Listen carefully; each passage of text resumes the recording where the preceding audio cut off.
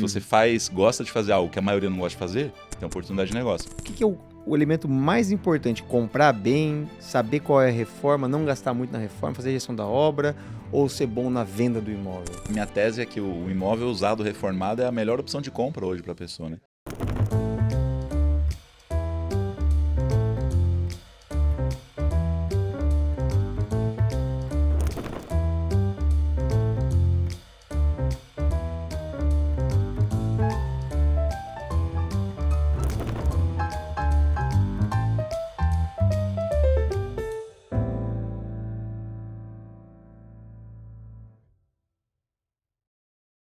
Olá pessoal, sejam bem-vindos a mais um episódio do Rethink Talks, o podcast que repensa, explora oportunidades e debate o futuro do mercado imobiliário. Sempre com conversas estratégicas, humanas e provocadoras com quem realmente vive o setor. No episódio de hoje eu tenho o prazer de receber aqui comigo o Carlos Bale, que é o idealizador do método House Flipping e criador de um dos principais canais de compra, reforma e venda de imóveis no Brasil, daqui a pouco batendo mais de 1 milhão de inscritos. Bom, com formação técnica, visão de investidor e muita experiência de campo, o Carlos desenvolveu um modelo de atuação que conecta oportunidade, execução e retorno, obviamente, com base em um ativo que o Brasil conhece muito bem, mas nem sempre sabe operar com inteligência: o imóvel usado. Hoje a nossa conversa vai girar em torno de estratégia, reforma, velocidade, risco e as oportunidades ou armadilhas do house flipping no mercado brasileiro. Carlos, prazer ter você aqui hoje. Eu estava brincando que a pessoa te conhece muito como House Flipping, né? Que o seu perfil é muito forte nas redes sociais. Você tem feito um belíssimo trabalho e eu fico feliz de estar com a oportunidade de conversar com você aqui hoje. Muito bom Obrigado ter pelo você aqui. convite, Gustavo. Eu gosto de sempre falar, né, trazer um pouco do house flipping. Eu comecei a levantar essa bandeira, vai fazer agora 4 anos, mais ou menos. E aí, sempre que alguém fala hoje e reconhece o house flipping, eu fico assim com aquela pontinha de orgulho de falar assim, pô, eu que comecei a levantar essa bandeira. Claro que eu não inventei comprar imóvel para reformar e revender, mas de dar um nome para esse negócio e levantar e mostrar que isso é possível, que é viável, que não é só nos Estados Unidos, como muita gente pensa. Isso aí gosto muito de ter criado tudo isso. Existem muitos programas, né, de house flipping. Irmãos à obra. Irmãos Né? à obra, esse tipo de coisa. Exatamente isso. Você é a versão brasileira. Eu vou, toda vez que eu vou, por exemplo, visitar um imóvel, o corretor chega lá, ele começa a explicar, né? Primeiro o corretor acha estranho, né? Fala assim, mas esse imóvel aqui, isso aqui é pra quê, né? Tá detonado. Ou o corretor já vai meio que pedindo desculpa. Cara, não repara, ó, tá precisando de uma reforminha. Eu falo, não, mas é isso mesmo que eu quero. Exatamente isso. Aí quando eu explico, o cara sempre fala assim, você é tipo aquele Irmãos à Obra. É isso mesmo. Mas conta pra gente como é que isso começou, né? Você não acordou em casa um dia, tava assistindo a série e falou, vou fazer igual. Não, deve ter tido alguma coisa. É uma questão pessoal, foi uma experiência sua do passado. Como é que começou tudo isso aí? Cara, tudo começou com tentando me encontrar profissionalmente, né?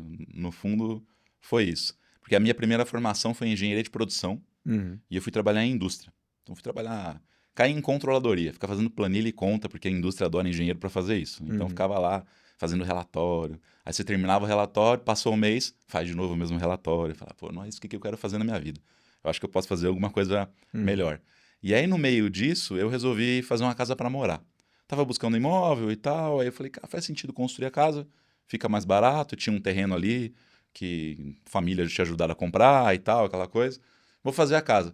E o meu momento mais feliz do dia era quando eu escapava no almoço e ia lá acompanhar a obra. E todo mundo me falava, cara, a construção, nossa, você vai só se estressar e tal. Eu falava, mas peraí, se eu gosto disso e todo mundo se estressa com isso, olha a oportunidade. tem uma oportunidade aí. Se você gosta de fazer algo que a maioria não gosta de fazer, tem uma oportunidade de negócio. Aí eu fui pelo caminho mais fácil, fui estudar arquitetura. Olha a ideia, né? Falei, já fiz uma faculdade de 5 anos, já tinha feito uma especialização em gestão de projeto. Falei, vamos fazer mais uma faculdade de 5 anos, então? Fui estudar arquitetura, porque eu gostava da parte de pensar os espaços. Eu não gostava tanto de calcular a altura da viga. Falava, beleza, 10% do vão e o engenheiro calcula, faz o ferro e pronto. Qualquer um faz. Vamos lá. Eu queria pensar o espaço, eu gostava daquilo, dessa parte de entender o ambiente. E as pessoas, elas olham para a arquitetura, às vezes, e não entendem a importância da arquitetura. Quando você entra num restaurante, você fala, que lugar legal, tem arquitetura te dizendo que aquilo é legal. Então, a arquitetura, ela te guia, ela dá a experiência, ela dá o sentimento. Muitas pessoas, às vezes, não gostam da casa que moram porque falta só algum detalhe de arquitetura. E eu comecei a olhar por esse lado, fui estudar, me formei. Nesse meio tempo, comecei a executar a obra para outros arquitetos, porque eu peguei o pessoal que tinha construído minha casa. Falei, cara, vamos fazer uma reforma. Entrei em contato lá com um arquiteto, começou a falar, mas você também toca obra? Não, eu toco obra. Comecei a encabeçar, assim, sabe? Virei um empreiteiro. Na prática é isso. Uhum. Porque daí eu pedi as contas da indústria que eu tava, falei, não aguento mais esse negócio, só que eu preciso fazer dinheiro. Uhum. Não dá para eu ser estagiário de arquitetura, não vai pagar minhas contas. Não vai rolar. Não vai lá. Então o que eu vou fazer? Vou tocar obra para os outros. Foi meu primeiro contato com reforma. Comecei a reformar muito apartamento. E fazia as reformas, e via a transformação. E não era nada assim tão detonado. Muitas vezes imóvel na planta que o pessoal acha que vai comprar e é só se mudar, tem que fazer uma baita de uma reforma, né? Uhum. E aí me formei e falei, agora vou abrir meu escritório, fazer projeto e resolvi, né? Aí eu caí na realidade do autônomo, né? Você vai fazer o quê? O lavabo do primo, a área gourmet do tio, e é isso.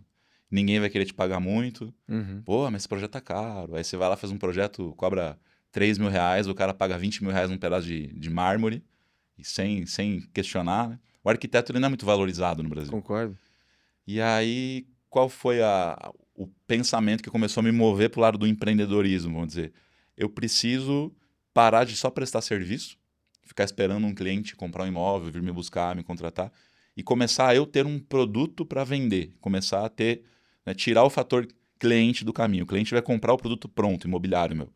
E aí a primeira ideia foi a mais óbvia, vou construir para vender, que é o que todo mundo acaba pensando no Brasil, né?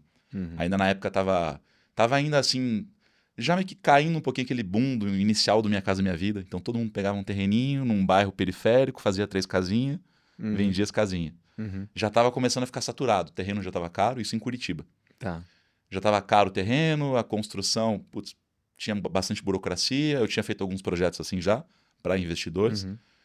E comecei a fazer conta, falei, cara, isso aí não vai rolar, preciso de outra alternativa. E se eu comprar um apartamentinho baratinho, aí eu morava num bairro que tinha muito predinho antigo, assim, de 1970, 80, reformar isso aqui e vender, será que dá certo? Comecei a entrar em portal de imóvel e olhar sem compromisso, sabe aquela coisa? Comecei a ver, nossa, olha esse aqui, esse valor, esse preço, mas por quanto eu consigo vender? Aí eu comecei a tentar entender preço de mercado. Comecei a listar e olhar, falei, mas esse imóvel aqui que está melhor, nesse mesmo prédio, tá 330 mil. E tem um aqui que está 220, no mesmo prédio. Uhum. A planta é a mesma. Deixa eu visitar. Fui visitar. Comecei a olhar, comecei a ver. Falei, talvez tenha negócio aí. Chamei um amigo para tomar uma cerveja. É sempre assim, né? Cara, tô com uma ideia, assim, se comprar, mas, pô, eu não tenho toda a grana, não quero fazer financiado, não tinha... Eu tinha a ideia da alavancagem que eu podia usar o financiamento, mas eu tinha medo, porque vai que não Claro. vende. Vou ficar pagando juros. Falei, só que se a gente se juntar aqui, eu coloco 100 mil, você coloca 100 mil, a gente compra um apartamentinho desse e vê o que dá. Dinheiro a gente não vai perder, porque O eu tô imóvel vendo tá aqui ali. que vendeu um por 300 e o apartamento tava 230 na época. Falou, cara, vamos aí então. Falei, e eu faço tudo. Faço a reforma você fazer, você só entra com o dinheiro e divide meio a meio, pode ser? Falei, vamos, tranquilo. O apartamento tava 230 mil anunciado, fiz proposta em 190, consegui comprar por 200 mil. Tinham 67 metros quadrados, 3 quartos, só que daquele, o terceiro quarto era meio que só um quartinho. Peguei e falei, beleza, e agora? Agora tem que reformar. Como é que eu vou reformar? Tem que ser rápido, porque eu preciso botar isso aqui para vender rápido. Então já tinha ideia que o negócio era velocidade. Fiz a reforma em 3 semanas do apartamento. Era piso de taco, falei, vou manter o taco, vou restaurar, trocar o revestimento da cozinha, trocar a elétrica, a hidráulica, o proprietário anterior já tinha feito uma reforma, só revisei, estava tudo funcionando, não tinha vazamento, botei para vender. E aí começou os primeiros aprendizados, porque era um prédio no segundo andar, sem elevador, então tinha escada. Então, na verdade, você tinha que subir 3 lances de escada para chegar. Então aí já tinha uma resistência quando as pessoas iam visitar. E a vaga de garagem era presa, o vizinho parava atrás. Então isso ali, às vezes, o que eu usava de estratégia? O cara chegava, o prédio era bonito, a localização era legal, visitava, gostava da reforma, às vezes a questão da escada até passava, chegava na vaga, travava. Putz, mas isso aqui, como é que faz? Cara, e aí foi assim, mas tinha muita visita, que eu coloquei num preço certo, mesmo. ficou bonito e tal. Muita visita, muita visita, muita visita, até que chegou um casal jovem, não tinha carro, a escada não era um problema, né? eles iam casar e tal, olhou, chegou sem corretor, chegou direto, o imóvel era meu, então podia fazer essa venda direta. Mas assim, no preço eu tinha considerado se eu tivesse que pagar corretagem, só que eu olhei como um bônus. Eu falei, bom, aí eu não precisaria nem pagar corretagem. Visitou, passou um dia, ligou, meu pai quer ver. Eu falei, agora acho que vai. Olhou mais uma vez, o pai me ligou, tentou espremer tudo, negociei e consegui vender por 315 mil. Então comprei por 200, de reforma foi uns 30 mais ou menos, eu tive mais uns 10 de custo ali para registrar e tal. Então de investimento foi uns 240 mil, vendi por 315 mil.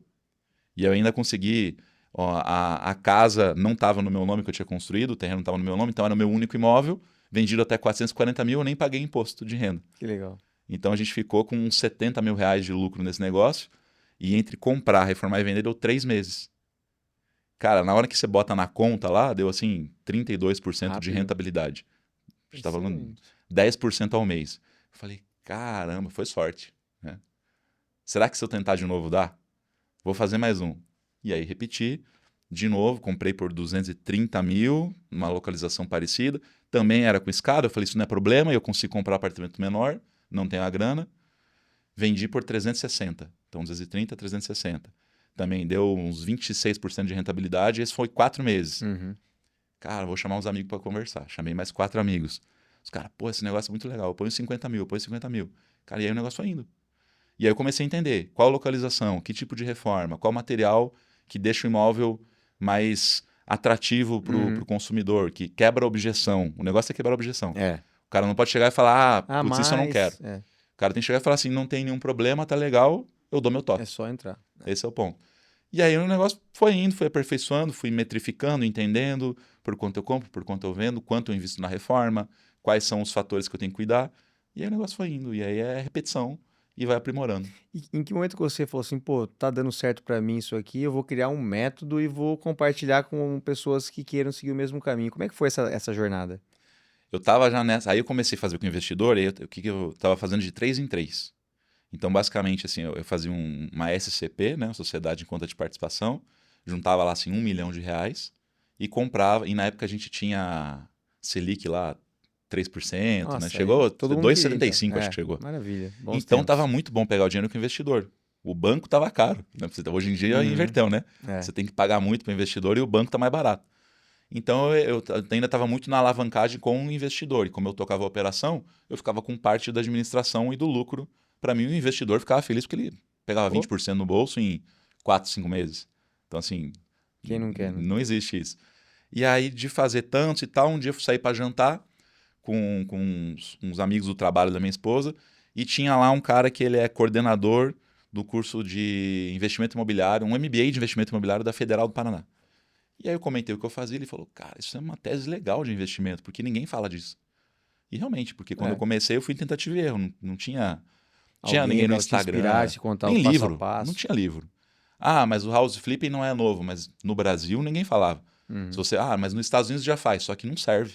Não, aqui no Brasil o que falavam, eu lembro, era assim, aqui não dá certo, aqui é muito enrolado, aqui tem a mão de obra complicada, aqui o pessoal não valoriza. Eu ouvi essa papagaiada lá atrás. Exato. E quando na hora que você pega a lógica de como é isso nos Estados Unidos e tenta trazer para cá, muda tudo, né? Não Porque é como método construtivo, o jeito que você pega dinheiro, o financiamento, é tudo novo.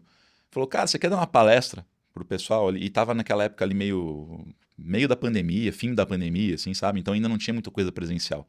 Falou, a palestra vai ser online. Eu falei, cara, online eu vou, porque eu era muito tímido. Muito tímido. Nossa, caramba, totalmente introvertido, assim. Falar em público para mim era... Diz que as pessoas preferem morrer que falar em público, né? Eu ainda tava nessa linha, entendeu? Falei, cara, online eu vou. Aí fiz lá um dia, falei, aí foram 3 apresentações, no final abrindo para pergunta, todas para mim. Falei, caramba, o pessoal ficou curioso com esse negócio, né? Quero perguntar pro cara dos apartamentos lá. Era assim. Mas como é que você acha esse apartamento? Mas que tipo de reforma que você faz? Mas... Falei, cara, o pessoal se interessa muito por isso. Se eu começar a falar desse negócio? Aí comecei a desbravar o mundo ali de Instagram, né? Tava, na época ali da pandemia, foi um boom desse negócio, né? Falei, cara, vou lá, vou entender e tal. Comprei alguns cursos para entender como funcionava essa lógica de Instagram e tal. Comecei a criar conteúdo lá. E desde o início, eu tinha muito a visão de, cara, eu preciso criar um conteúdo muito bom, de valor, que o cara vai realmente ver, aprender, entender. E inicialmente eu não tinha ideia de, vou fazer isso para criar um curso e vender um curso. Vou começar a falar e vou ver o que dá. Esse foi o conceito. Vou gerar qualidade, conteúdo de qualidade. Eu vou encabeçar essa tese. Ninguém está falando? Vou encabeçar. Se você quer ser o maior de alguma coisa, ou você trabalha muito, ou você cria essa coisa, né? Eu criei, então, imediatamente eu já era o maior. a referência. Pô, eu era de um arquiteto que fazia o lavabo do primo falido para vir a referência no negócio. É o poder da internet, né? Exatamente. Faz essas Muito loucuras, bom, né? muito bom. E aí comecei a falar, quando eu tava lá com 5 mil seguidores, isso foi assim, uns 4 meses fazendo conteúdo, o pessoal começou a pedir naturalmente. Falar, pô, Carlos, eu queria saber um pouco mais, como é que Prática funciona? mesmo. Você tem uma mentoria, você ensina, você... Falei, cara, vamos aí então. Aí fiz uma live, expliquei um pouco mais, falei, alguém, quem tem interesse, e fiz uma oferta de uma mentoria. E aí acho que entraram umas 32 pessoas, que foi na época assim. Falei, caramba, 32 malucos aqui querendo me ouvir falar. Eu não era professor, não era nada, né? Mas vamos aí, vamos. E aí comecei a entregar, né? Aí aquele desafio, como é que eu explico? Como é que eu faço? Essa foi. Então, primeiro eu acho imóvel, então esse é o módulo 1. Depois eu faço uma análise de viabilidade, então esse é o módulo 2. Então, naturalmente, eu consegui formar como é o método, que hoje é o método house flipping, simplesmente pensando como eu faço.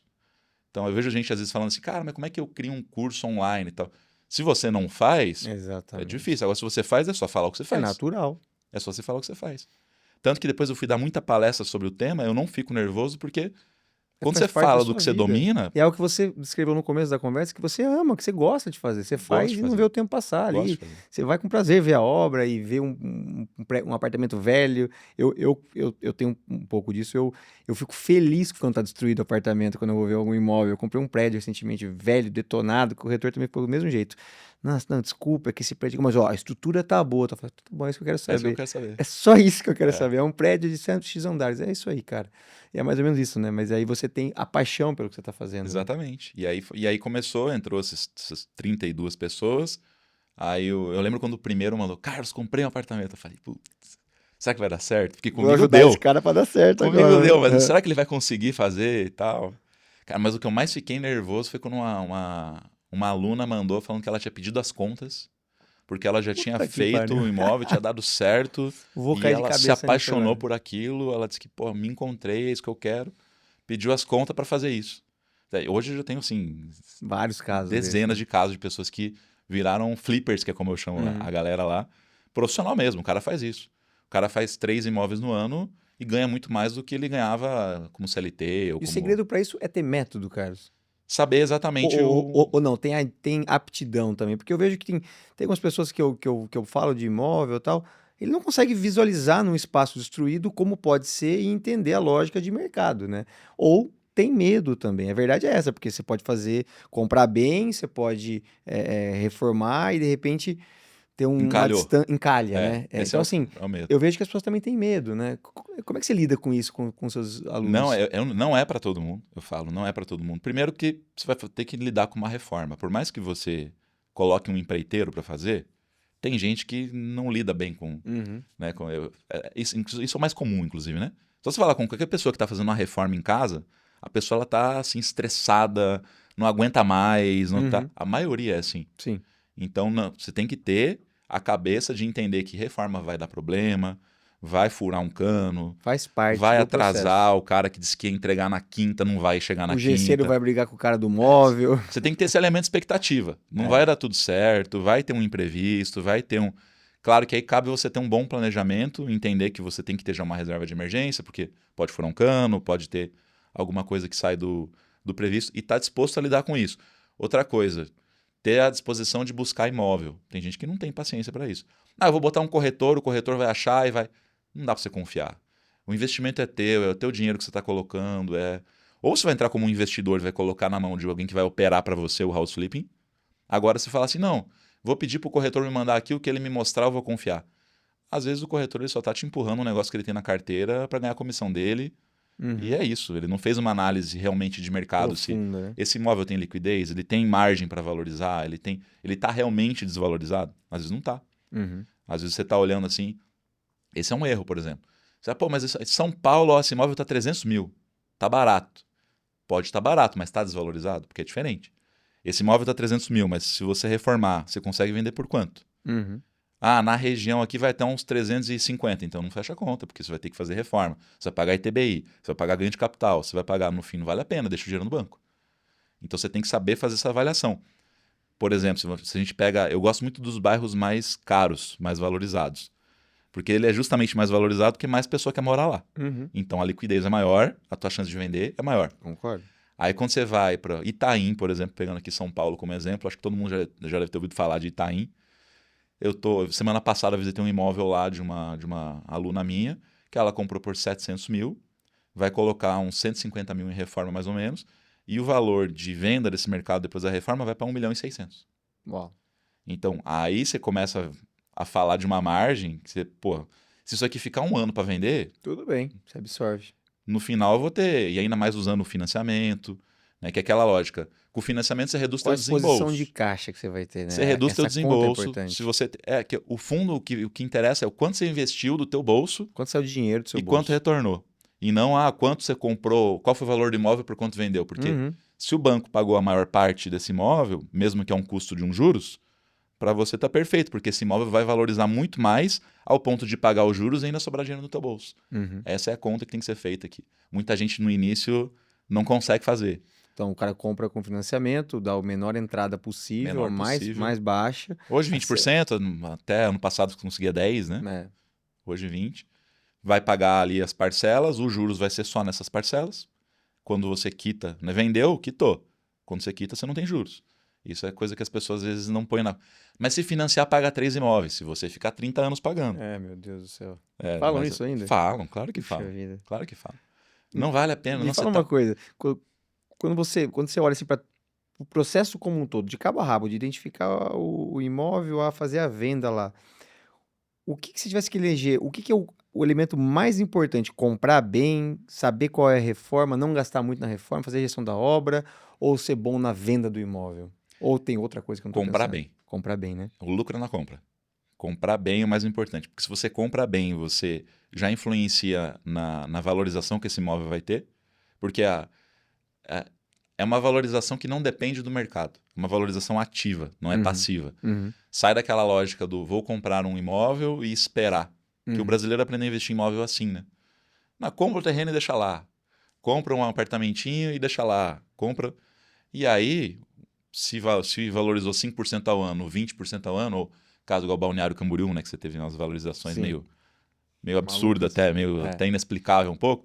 Se deu bem. Às vezes, mas na região que eu peguei não valorizou tudo isso. Aí começa esse papo, né? Imóvel não é tão bom assim, porque eu comprei um e o valor que eu paguei tá o valor de hoje e tal. Porque às vezes escolheu a localização errada.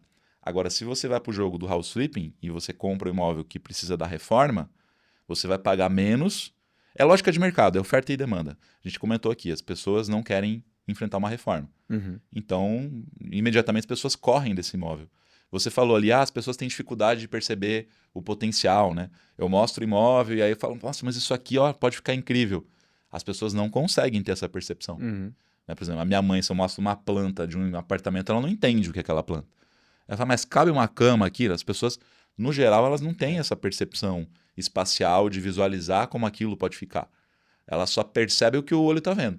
Aí ela chega, ela vê lá um piso de taco todo detonado, riscado, uma parede mofada, a esquadria lá caindo aos pedaços, vidro quebrado. O cara fala, me tira daqui.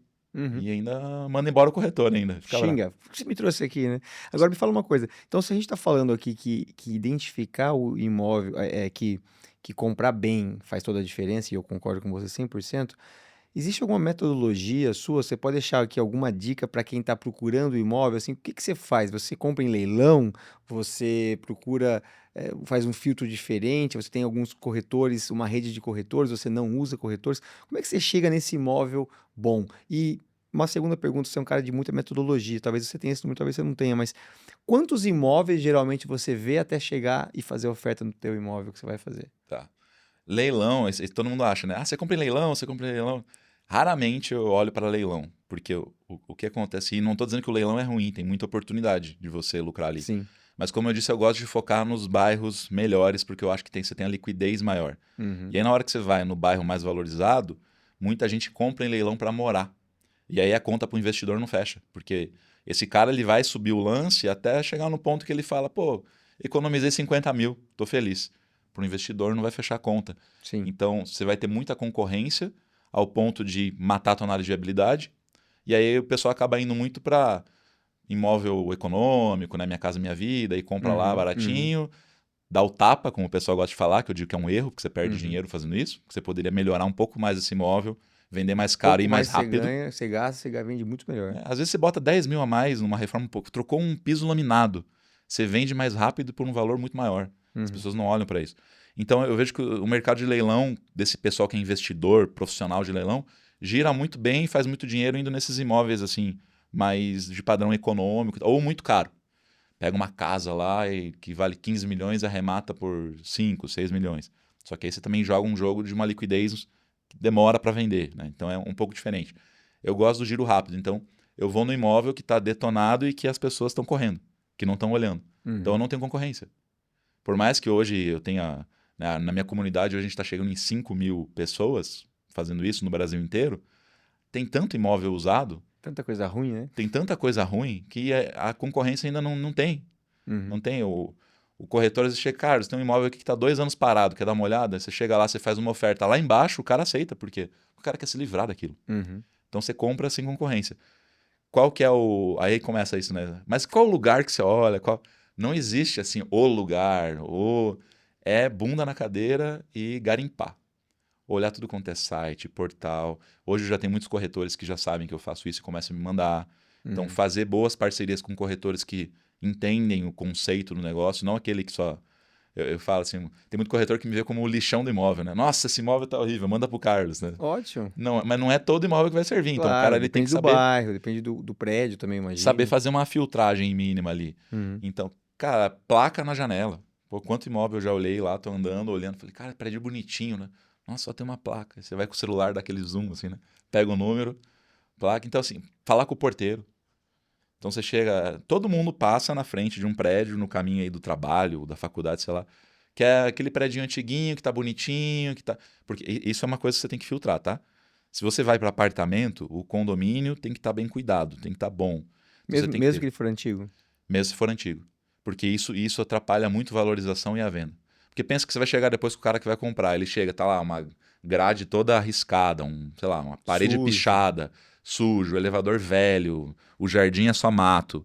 Pô, o cara já chega broxado ali, entendeu? Pode ter um baita apartamento ali que você reformou, mas... Encalha. Então, os imóveis que eu demorei mais para vender foi porque eu deixei isso um pouco de lado, porque, não, a oportunidade é boa, eu vou... Vou encarar e tal. E atrapalhou. Então, pensa assim, no teu caminho aí do dia a dia, você passa na frente de um predinho antigo, que é bonitinho, todo mundo já viu esse predinho. Todo mundo agora tá colocando na cabeça esse predinho. Passa ali e dá uma olhada. Às vezes tem uma placa, ou fala com o porteiro. Fala, tem um imóvel à venda aí? Fala, morreu uma senhorinha lá, os filhos... Esse é muito o perfil, às vezes, sabe? Aquele imóvel de herança, tem lá os 3 filhos que querem vender, você consegue negociar bem esse tipo de imóvel, porque às vezes tá anunciado por 500 mil. Aí você chega lá e fala assim, tá, mas vou fazer uma proposta de 400. Fala, não, mas quem que vai baixar 100 mil? Só que vocês são 3, 4 filhos, o cara faz a conta. Ah, vou perder 25 mil, 30 mil, e vende. Beleza, aceita. Então você consegue fazer umas propostas mais agressivas. Eu já vi coisa assim, de imóvel anunciado por 700 mil, você fechar negócio em 530 mil. Porque tá mal precificado, porque tá encalhado, porque tá... Então não ter medo de fazer proposta, e buscar muito, olhar muito, visitar. Você falou quantos imóveis tem que olhar. No início, a pessoa ela vai gastar mais tempo até ela entender. O tanto que eu falo, quando você está começando, então até recado para você, eu quero começar. O que é o primeiro ponto?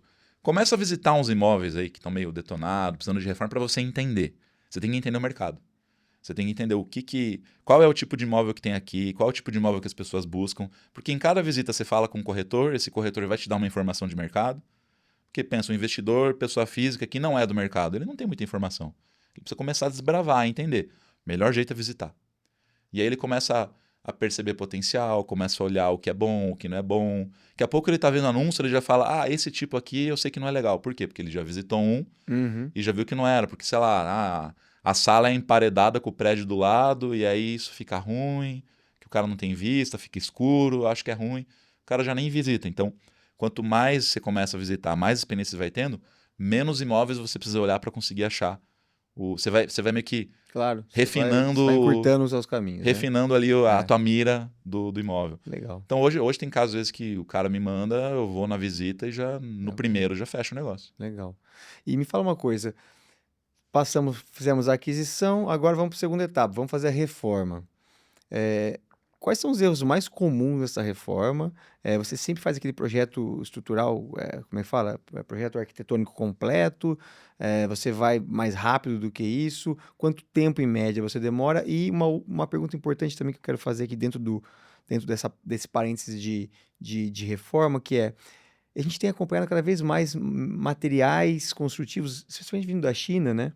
Que são mais leves, mais rápidos de instalar. Então, você já está conseguindo usar isso em volume ou ainda é legal? No Instagram aparece muito para mim isso aqui, mas na prática ainda não está chegando no Brasil ainda, ou a conta até chega, mas a conta não fecha, que está muito caro ainda. Eu tenho um pouco de receio de material novo, de coisa nova, porque o objetivo é você reduzir a objeção do imóvel. Você agradar, você tem que vender rápido. Como é que você vende rápido? Agradando o maior número de pessoas possível. Então essa que é a lógica. Um exemplo que eu uso é assim, a tendência agora é a parede roxa, sei lá, dando uma ideia aqui aleatória. Quantas pessoas vão chegar, olhar a parede roxa e falar assim, nossa, que parede horrível, um móvel estranho. Por mais que seja simples, só pintar a parede da cor que ela quiser, isso já gera uma fricção com a pessoa, sabe? Então, e assim, quase ninguém vai falar, meu sonho era ter uma parede roxa. Agora, se você pinta de branco gelo, que aí agora os arquitetos que estão ouvindo estão pensando, nossa, que falta de criatividade. Os arquitetos ficam... E eu sou arquiteto também, eu entendo. O arquiteto, inclusive, é o mais teimoso com isso, porque ele quer fazer a coisa que é tendência. Autoral, né? Só que a parede branco gelo não vai gerar objeção em ninguém. Não é o sonho de ninguém, mas ninguém vai desgostar ao ponto de falar. Se ele quiser pintar de roxo, ele pinta de roxo. Parece mais fácil do que pegar de roxo e pintar de branco gelo. É verdade. Por mais que é muito engraçado esse tipo de coisa. Então, toda vez que vem assim, um material novo, então, sei lá, um piso monolítico, revestimento para banheiro, que é só você colar sobre o... Só colar sobre... Esse é o tipo de coisa que quebra o padrão que a pessoa está acostumada e pode fazer com que ela fale, será que isso é bom? Será que... Eu prefiro evitar até que esse material se prove mesmo. O famoso play safe. Exatamente. Então, vamos no porcelanato, cinza, acetinado, que básico. Não vai... Porque, mas o polido, não sei o que. O polido hoje em dia já gera muita resistência, muita gente não gosta. O acetinado vai agradar muito mais. Cinza, por quê? Porque o cinza também... Não vai pegar aquele cinza muito manchadão, mas o cinza também vai agradar a maioria das pessoas. Né, que eu falei, ou não vai desagradar, não vai ser uma objeção. Tinta branco gelo, eu vou meter um monte de iluminação, um lustre e tal. Não, porque eu não sei nem como a pessoa vai decorar aquele imóvel. A iluminação ela tem que andar muito em linha com a decoração. Então, muitas vezes eu deixo o ponto central de iluminação, não faço rebaixo de forro nenhum, deixo o pé direito alto, que muitas vezes é um ponto positivo desses imóveis. Pô, tem imóvel que eu visitei esses dias aí, 3 metros de pé direito. Onde você encontra apartamento com 3 metros de pé direito? Aí você vai lá e vai colocar um forro e baixar para 2,60, 2. Né? Deixa os 3 metros. E era uma porta de armário de 3 metros de altura. Uau. E tava lá, madeira maciça. E restaurou o armário, manteve o armário, deixou a porta branca. Ficou incrível, assim. Você abriu uma porta de 3 metros de altura, assim. Então, aquilo ali já encanta a pessoa. Use os aspectos do imóvel antigo como o charme daquele imóvel. Não tenta... Você tem, claro, trazer aspectos modernos, atualizar, mas tentar tirar proveito. O piso de taco que eu falei. Vou tirar o piso de taco que tem cara de velho.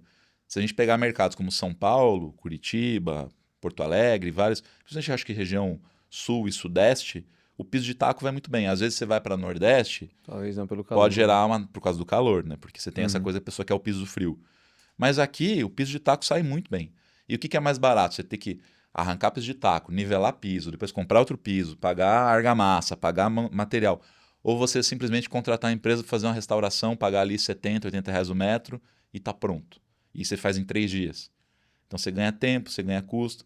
Então você aprende a jogar com os materiais que já estão ali, reaproveitando, tirando proveito um pouco do charme dessa coisa do antigo. O piso de taco, hoje as pessoas colocam um piso de madeira em móvel de alto padrão. O quarto é piso de madeira, né? Naquele padrão de taco ainda, né? Claro que hoje é um pouco diferente o padrão. Mas ainda assim é madeira. Mas no fim é um taco que está lá. E as pessoas pagam uma fortuna por isso. Então você não vai jogar fora esse tipo de material. Então busca neutralidade, evitar objeção. Marcenaria. Eu vou fazer marcenaria no quarto, na sala. Não porque eu vou aumentar o meu desembolso, marcenaria é caro. Eu vou aumentar o tempo da reforma, marcenaria leva tempo para fazer. Eu corro o risco de nichar um pouco esse imóvel. Vai que o cara queria uma porta de correr com espelho e eu coloquei uma porta de abrir no armário. O cara vai olhar e falar, pô, mas não é o tipo de porta que eu gosto. Essa marcenaria eu não gosto e tal. Qual é a única marcenaria que eu faço? Cozinha. Porque é isso que a pessoa precisa ter para se mudar rápido. Entendi. Então, eu vou comprar um imóvel. Cama eu tenho, sofá eu tenho, um armário eu dou um jeito até conseguir. Cozinha eu preciso. Senão eu vou ficar vivendo chamando pizza. até chegar a cozinha aqui. E a pessoa já fala, pô, mas para fazer a cozinha vai ser uns 30 mil. Né? A pessoa não tem o contato, ela já joga no pior cenário, não consigo jogar no financiamento, vou ter que pagar depois. Então, se já tiver a cozinha, pelo menos o balcão principal ali da pia, fogão, não precisa fazer os armários aéreos, faz uma prateleira e tal. Faz de bom gosto, né? Pega um marceneiro, não vai comprar pronto. Claro. Essas lojas que vendem essas coisas, né? Claro. O armário de compensado lá que molhou a primeira vez, acabou. Faz com marceneiro um negócio legal, coloca uma pedra legal. É um imóvel de um padrão médio alto, coloca um quartzo, separa um orçamento para fazer isso. Isso ajuda a valorizar. Legal. E eu falo isso porque eu já testei vender sem cozinha, já testei vender com todos os móveis. Você já viveu isso na prática. Qual é o perfil ótimo? Você ter a marcenaria da cozinha e as bancadas dos banheiros. O resto não precisa ter nada. Legal. E vamos para outra etapa agora. Então, beleza, você comprou, você reformou, e aí você chegou na hora da venda agora. Você vai para os sites tradicionais de vendas, trabalha com corretores, sem corretores, o que você recomenda? Eu gosto de trabalhar nos portais principais, que eu acho que no seu nome mesmo, você é corretor também, vamos dizer assim? Eu faço um anúncio como proprietário, muitas vezes eu tenho, e eu coloco na mão de corretores parceiros também. Tá bom. Não faço exclusividade. Aí tem muito corretor que fala, não, mas isso é burrice, você tem que fazer, senão o corretor não vai se dedicar e tal. É porque muitas vezes o porteiro vendeu, entendeu? Ele chega lá, eu falo, tô vendendo o apartamento ali, o 302. Aí daqui a pouco chega lá um parente de alguém que mora no prédio, o porteiro comenta, tá vendendo, passa o contato. Então, assim, se você faz a exclusividade, eu acabo limitando os canais de venda. Porque, né, primeiro, às vezes o corretor não é tão bom assim, às vezes, né? Claro que eu já tenho acesso hoje a corretores muito bons e que se esforçam. Só que eles já entendem que eu não faço exclusividade, tá tudo certo. E vende também. Eu falo, quem vender... Isso aí. Agora deve ter corretor vendo me xingando. Pô, tá desvalorizando, mas é isso. Mas é isso, cara. Concorrência, quem trabalhar. É saudável. Eu acho que hoje em dia você tem tanto canal de venda, tráfego pago, você pode fazer um anúncio como proprietário, você pode pôr na imobiliária, você pode pôr... Que você pegar e falar, não, eu vou colocar em um corretor, numa opção, numa... É fria. Você limita Concordo. a possibilidade de giro. Eu tenho um imóvel de alto padrão, com uma exclusividade e tal. Faz sentido. Você pegar uma imobiliária especializada nesse imóvel, que vai trabalhar, que vai fazer um open house. Agora, no meu caso, um apartamentinho de 400 mil reais. Não vou fazer uma exclusividade. Claro. Agora, papo muito bom, daria para falar muito mais e sei que quem quiser saber mais vai procurar o seu perfil e vai fazer o seu curso, etc. Mas uma coisa que eu queria te perguntar é escala. Né? Tem gente que está ouvindo aqui, aquele empresário, falou, interessante o que esse cara está falando. Né? Eu queria fazer, mas eu queria escalar. Dá para escalar isso aí? Qual é a capacidade de escalar um business desse para ver um business mesmo, um volume grande? Qual que é o teto disso? Para você, fazendo sozinho é complicado, porque uma reforma é um trabalho, 2 reformas são 2 trabalhos. Então, é difícil escalar. A forma de escalar é realmente aí você começar a formar grupos. Né? Que até algo que a gente estava conversando um pouco antes aqui é algo que eu estou trabalhando também. A gente montou agora uma escola de negócios imobiliários aqui em São Paulo, a Real Academy. E lá a gente está formando esses grupos para investir tanto em house flipping. Então, vamos juntar aqui, uma pessoa vai fazer a força de operação, os outros vão entrar com a parte de dinheiro. E aí você consegue ter mais pessoas, mais gente, um volume maior de dinheiro para ter mais operações rodando em paralelo. Fazendo sozinho, eu diria que o limite passa a ser ali 3, 4 imóveis em paralelo. Mais que isso, falta braço. Sim. Você precisa começar a ter uma operação que aí a gente não está falando em escala, está falando em crescer, né, a operação, o custo fixo, conforme você vai tendo mais imóveis. Algumas empresas do Brasil grandes, até famosas, não vou mencionar, mas tentaram fazer isso com escala e quando eu olhei aqui, eu falei, caramba, muito trabalho. Como é que vai fechar essa conta e como é que vai fazer acontecer? É difícil, o melhor jeito é, eu tenho bastante dinheiro e eu quero fazer bastante. Junta num grupo para você poder viabilizar e fazer isso até em diferentes regiões, diferentes imóveis. Eu acho que o legal é, às vezes, tem gente que fala assim, mas se eu comprar um imóvel mais caro, com mais dinheiro, não vai me dar um volume de dinheiro maior no final? Eu gosto mais da ideia da diversificação de ter vários, porque aí você tem um fluxo de caixa diferente. Então, um vendeu em um mês, outro levou 6 meses, outro... Você vai dando giro. Claro. House flip é girar dinheiro, multiplicar. Comprar, vender, reinvestir, comprar, vender, reinvestir e ir multiplicando dinheiro. Muito bom, muito bom. Estou muito feliz de estar aqui com você hoje. Acho que daria para a gente ficar falando muito mais tempo aqui, já estouramos o nosso tempo, mas eu entendo muito que esse papel do que você está fazendo tem até um impacto social na medida em que Hoje a gente vive numa crise habitacional global. Em todos os países que a gente tem membros, etc., a gente acompanha os mercados imobiliários, a habitação cada vez fica mais cara, desde da compra, venda ou aluguel. As pessoas têm dificuldade de ter seu próprio imóvel, de morar, né? Os metros quadrados vão se encolhendo, porque não cabe no bolso do consumidor mais. E eu não, o que eu percebo que a razão principal é a falta de oferta de imóveis, né? Não adianta querer regular isso aí. Quanto mais regular, mais fica complicado. Então, essa oferta limitante é complexa. Então, eu dou as boas-vindas a iniciativas como essa, e quis te convidar aqui, porque eu entendo que não tem uma bala de prata para a gente cuidar de um bem essencial que é o acesso à moradia. Existem vários caminhos. Eu falava pouco sobre co-living, a gente fala sobre Minha Casa Minha Vida, a gente fala sobre multifamily, estamos falando agora de house flipping, porque eu acho que são uma série de iniciativas que podem trazer um pouco mais de alívio para as pessoas que precisam ter onde morar. Então eu te parabenizo pela iniciativa, acompanho você, sou fã e torço muito pelo sucesso e espero que vocês cresçam demais aí, que mais e mais pessoas possam pegar esses imóveis que hoje estão vazios, enquanto as pessoas não têm onde morar, e transformar em lares que possam receber famílias e profissionais que queiram ter um lugar de qualidade para viver. Então, parabéns pelo trabalho, foi um prazer estar aqui com vocês. Se tiver alguma mensagem final, deixo para você aberto. Obrigado. Até nessa linha, a minha tese é que o imóvel usado, reformado, é a melhor opção de compra hoje para a pessoa. Verdade. Né? Porque pensa, a pessoa às vezes comprou um primeiro apartamento no Minha Casa Minha Vida, só que agora casou, tem 2 filhos, precisa ir para um apartamento maior, 100 metros quadrados. Aonde que essa pessoa acha um imóvel de 100 metros quadrados hoje por menos de 1 milhão nas grandes cidades? Não vai achar. Não acho. Mas se você vai para um usado, reformado, você consegue achar. Então você consegue ter um imóvel bem localizado, bem construído, que a gente sabe que os imóveis antigos, né, têm um padrão de construção muito bons, que hoje em dia fica inviável tentar replicar Sim. aquilo, que fica muito mais caro. Então, num preço muito mais baixo do que o novo. Né? O que eu falo, não é, às vezes os incorporadores ficam bravos comigo, né? Não é contra o novo. Eu acho que todo mundo tem o seu espaço. Tem espaço muito grande. Mas é de você recuperar o que já está construído. Não faz sentido você pensar, não, vamos destruir tudo e fazer tudo novo. Não tem como, né? Você está sempre na Europa e tal, lá, isso aí, os imóveis antigos de 100 anos, uma coisa muito o pessoal normal. vai recuperando e vai colocando de novo no mercado. Então, eu realmente encabecei essa tese e estou feliz que está dando certo. Legal. E de ter o espaço muito aqui bom. De poder vir. Muito bom. Continuar dando essa mensagem, mais pessoas conhecerem o que é o house flipping. E deixa seu Instagram para quem está seguindo a gente aqui, para quem está acompanhando. Sim, houseflipping.br. Até tem que colocar escrito na tela, porque eu falo, meu nome é Carlos Bale, já ninguém sabe escrever Bale. Aí eu falo, houseflipping. Eu não facilitei a minha vida. Você pode achar também no YouTube, procura lá Carlos Bale, House Flipping. Eu também faço bastante vídeo mostrando isso na prática, como que encontra esses imóveis, como é que são essas reformas.